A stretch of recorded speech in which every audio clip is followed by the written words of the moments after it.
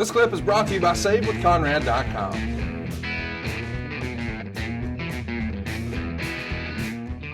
The first show does a 0.16 rating based on the markets that aired in its regular time slot. That would translate to maybe 110,000 homes. The final ratings for these shows, because of the different time slots and figuring in different stations, won't be available until 3 weeks after the show takes place. For the network in the time slot, it was considered a good number. It's half of what the network's flagship Best Damn Sports show does at night. It's a big deal when it's airing Friday afternoon. I mean, most folks are at work or school or what have you. And somehow, you know, if you build it, they will come. 110,000 homes check it out. When you hear the news, is that high fives all around? Are you considering that success? I don't want to sound silly, but there were more than high fives. Best Damn Sports show was in prime time, and we didn't call it that in these days, but we're on the graveyard, not night. We're in the graveyard afternoon. Friday afternoon is come on. The worst time slot I've ever heard of in wrestling. By far, right? I mean, nothing is not close. I mean, so, you know, the people used to make fun of VCW being on in the middle of the night, Friday night or Saturday night. That's better than this. For sure. Yeah. But when the numbers came in, that's what I'm saying is we didn't jump up, down, but we go, they're watching. You don't stumble upon. Fox Sports said, oh, they're watching. That doesn't happen. That just doesn't happen. So right out of the gate, we knew our product.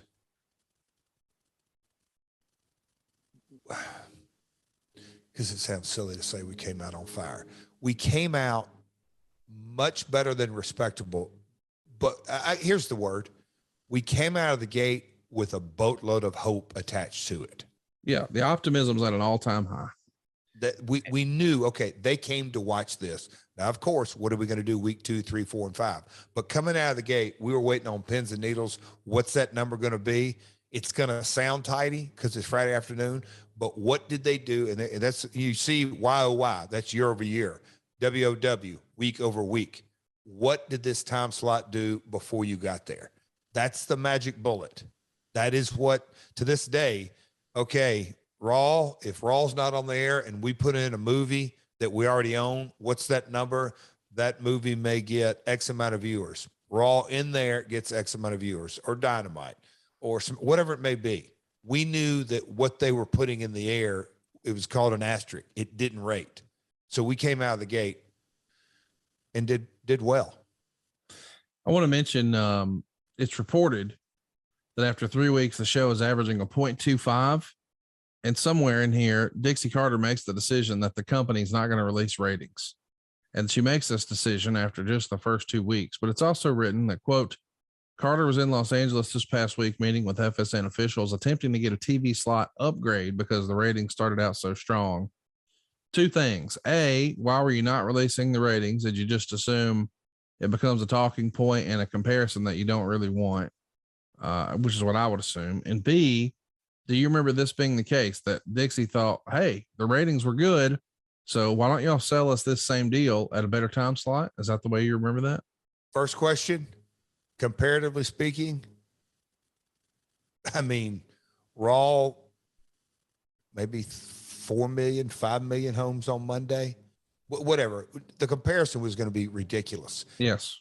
And they also did not come in at the same time, so to speak, because we would, and Dixie, would crawl through it because we're looking at market by market. So you got a cume, but we also wanted to go the next layer. So yeah, it wasn't, there was no upside to reporting our ratings. And B, answer to your question, B is, Conrad, when I tell you, when the first numbers came in, that we go, okay, there's some value attached to this. Dixie, myself, you name it. We need a better slot. Can we get more promotions? We started asking for replays right out of the gate because we talked about getting one of those baked into the contract. They wouldn't do it for us. It's one pay to play, but we're like, okay, let's get in a number. Can you replay this? Can you open up the floodgates to your regional networks and let them replay this anytime in the next 6 days? They couldn't air it 2 weeks old. And so we started pushing for that immediately.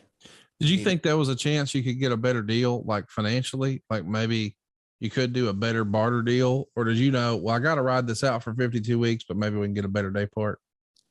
I kind of, in the back of my head, my dad did too, and Dixie did too. It's really hard for an organization to say, "Hey, we like you so much.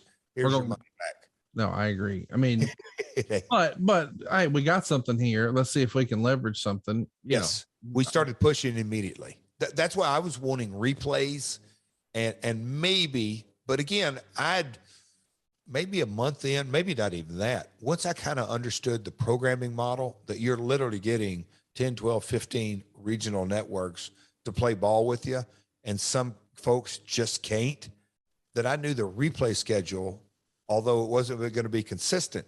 In one market, it may be the replay every Saturday at this time. Anyway, I pushed hard for replays, multiple replays.